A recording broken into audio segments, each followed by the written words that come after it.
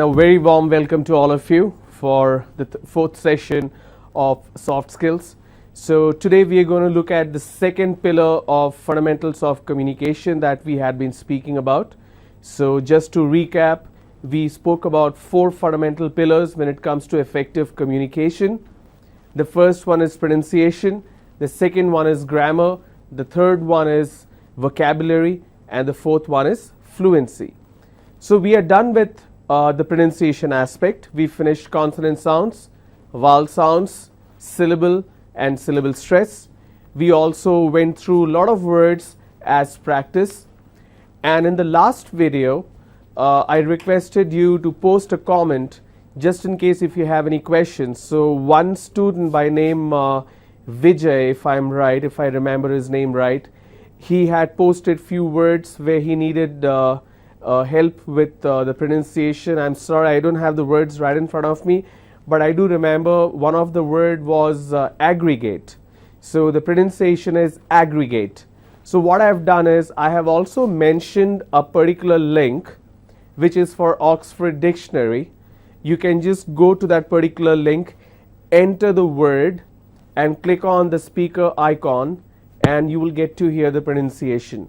The reason I chose Oxford is because that's a neutral accent, neutral pronunciation, and British English pronunciation is universally accepted. Now in case if you have more questions in terms of pronunciation, you can use that particular link. That will help you identify not only the pronunciation, but it will also give you the meaning and the context as to what context you can use these words.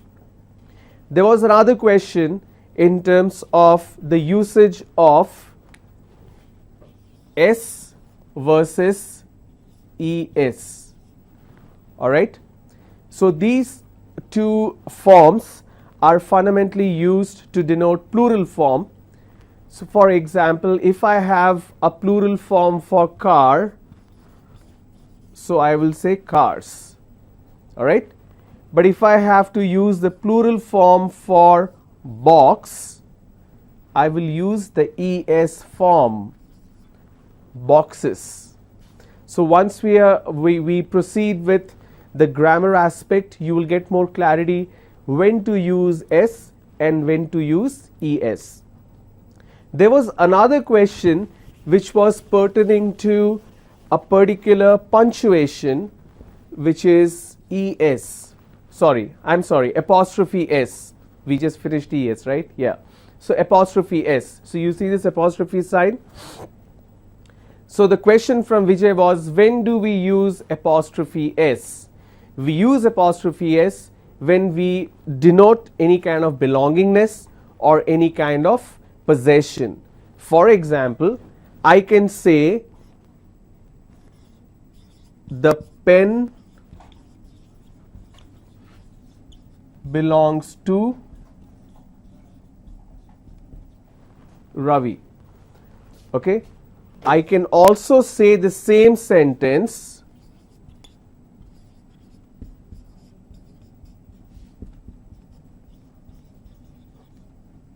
this is Ravi's pen.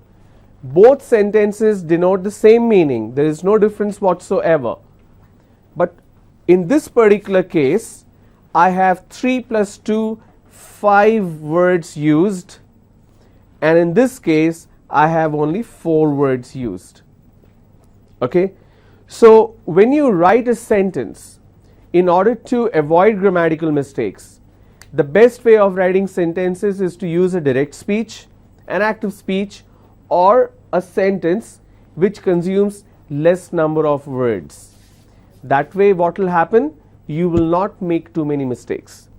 So when we speak about active speech or passive or direct or indirect sentences, we are essentially talking about grammar.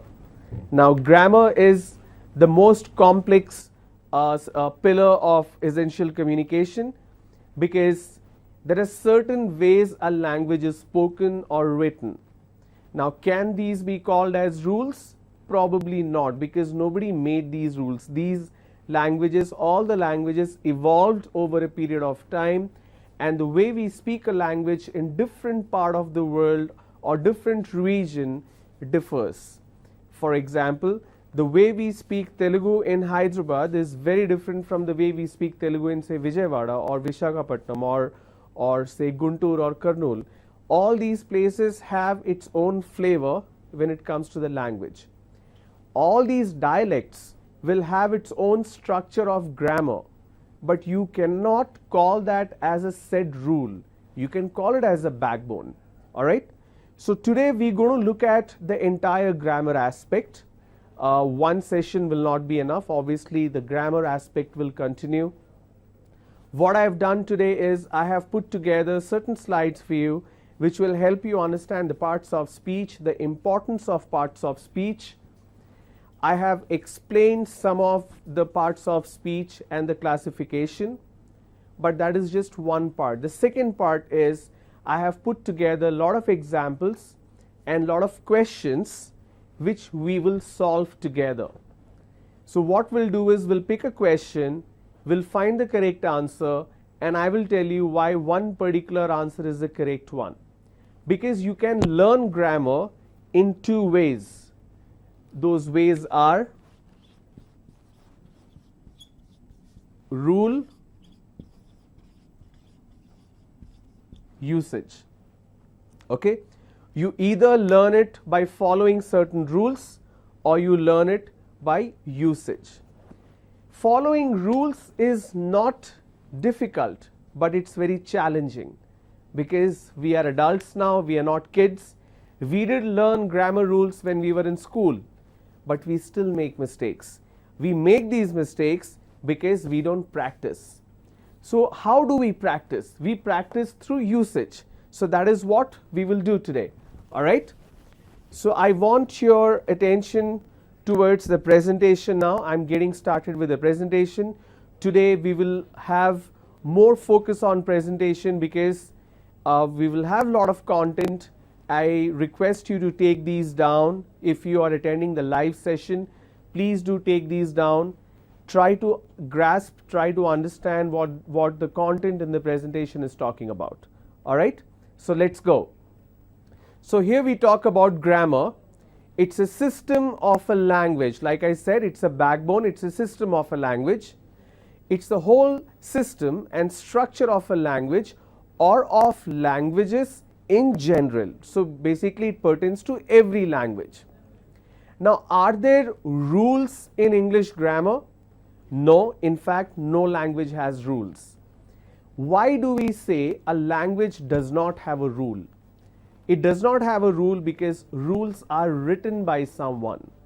There is a person, there is a group, there is a council which sits and decide what should be the rule. For example, in your college, if you have a rule that you're not allowed to carry a cell phone or mobile phone, somebody wrote that rule, isn't it? The principal consulted all the faculty members and they said, okay, we should prohibit students from using cell phones while they are in the classroom. If it's for emergency purpose, obviously they can use. So they have a rule and they have an exception. So the rules are written by someone. But in this case, in terms of language, in terms of grammar, it's not written. Nobody wrote a rule.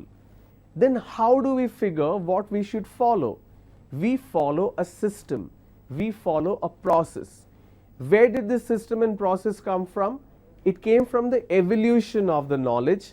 Evolution of the language. I'm sorry, I keep talking about knowledge, so I mix it up. So the rules are not there, but the structure is there, the system is there, the process is there, and that has come through the evolution of the language itself. Alright. Let's go back to the presentation now. I'm going to talk about the parts of speech. Now these are the parts of speech. So I will go one by one. We will stay with the presentation. You don't need to see me now. So we will take one by one each of the parts of speech, and I have also put together an example for you. The first one is noun. What do we mean by noun? Noun is nothing but name. Any kind of name is noun. Any kind of subject is noun. For example, Ravi is going to London. Ravi is the name of a person. London is a name of a city.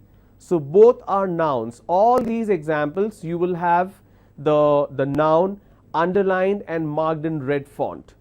Okay. So the first parts of speech is noun. Ravi is going to London. Ravi and London is noun. The second one is pronoun. What do we mean by pronoun? Pronoun is a part of speech. It's a word which replaces the noun. You don't have to keep on repeating the noun. You can replace the noun with a pronoun. For example, I am talking about Ravi is going to London. Now I say he will be back in December. Instead of saying Ravi will be back in December, I just said he will be back in December. The next one is adjective. What do we mean by adjective? Adjective is something that qualifies the noun. It defines the noun. It describes the noun. So please remember, adjective is something which defines, which qualifies the noun. We are talking about the noun which is getting qualified. For example, Ravi is the noun in the first sentence. He is the pronoun in the second sentence.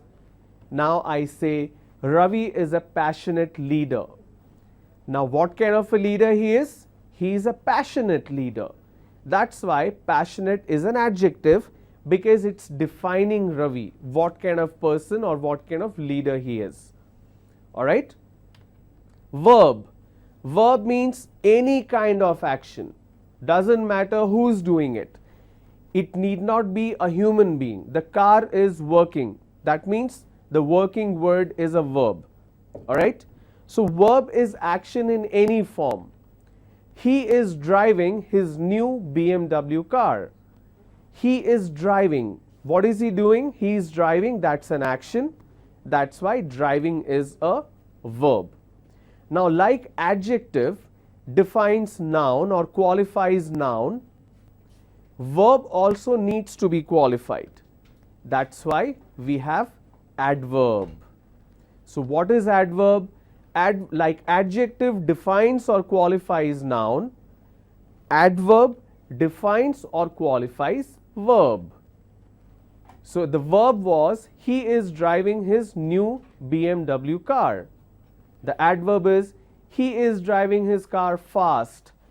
Now the drive or the driving is a verb, that's an action, but how is the action? Is it fast, slow? So the adverb is fast. Okay? Preposition. Remember, preposition, like the word, the word in the part of the word says position, basically it talks about position or in terms of time, position in terms of place. For example, Ravi will leave for London at 8 p.m. For which place he is going? He is going for London. He is leaving for London. What time? At 8 p.m. So at is a preposition, for is a preposition. If I say keep the book on the table, on is a preposition. Please go to the market, to is a preposition.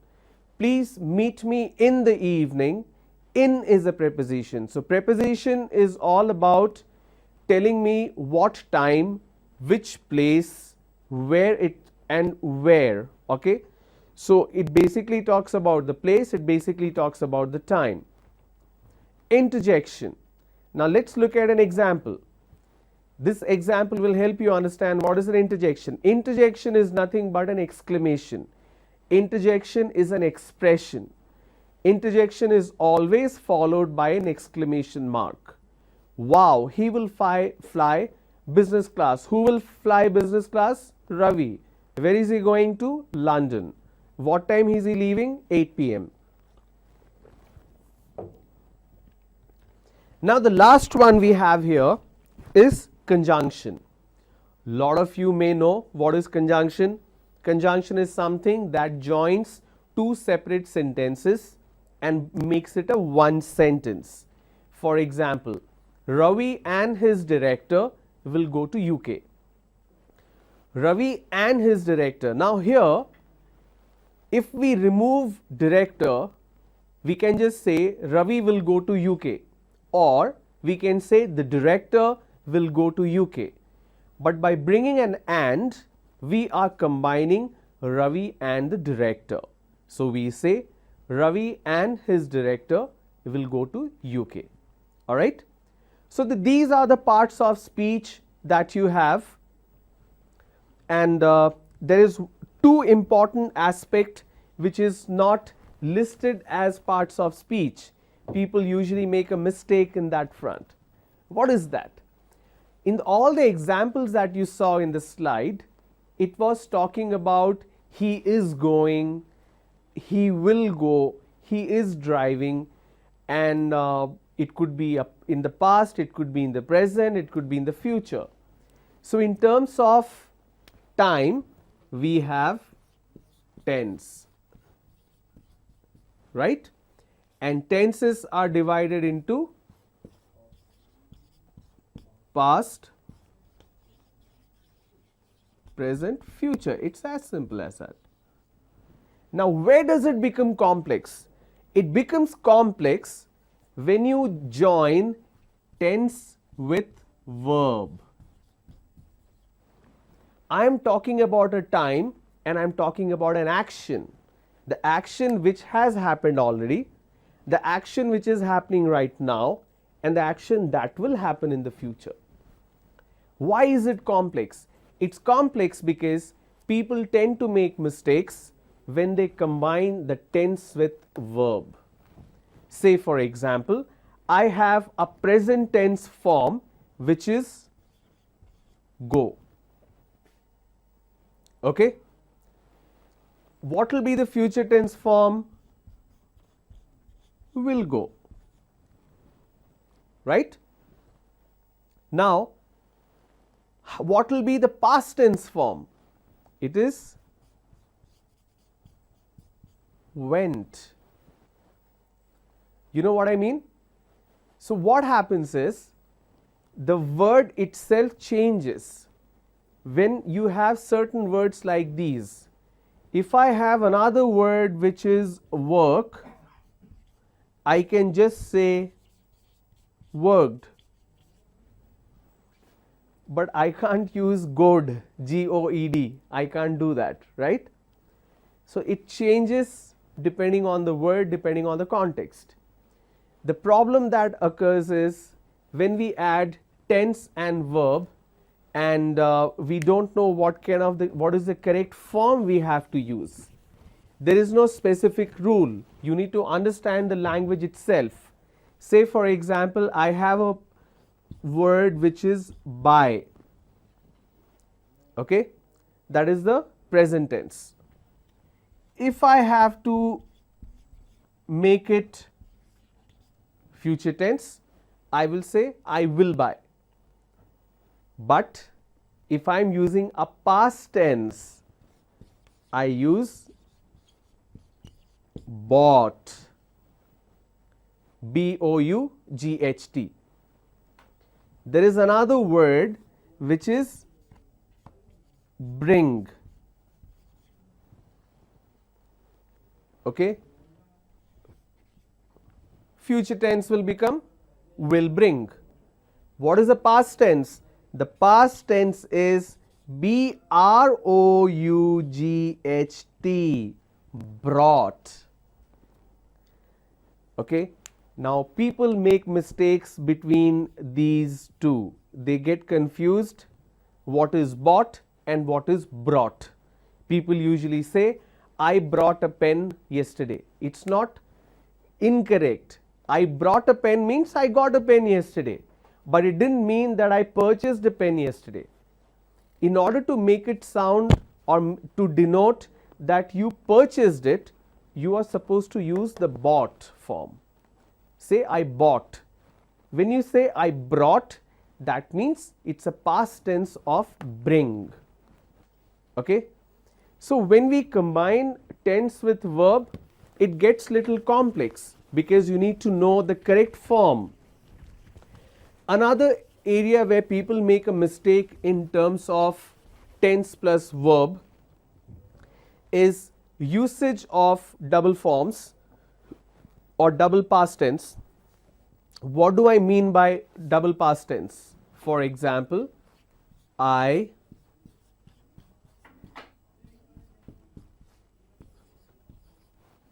this is the correct form. I didn't go. Didn't is a short form of did not, which means I am talking about a past tense here, right? The rule says if I have a past tense form as in didn't, couldn't or did not, my verb should be present tense. It should not be past tense. Okay? So please remember, if I use I didn't or I couldn't, my verb should be present tense. It should be present tense, not past tense. You can't say I didn't spoke.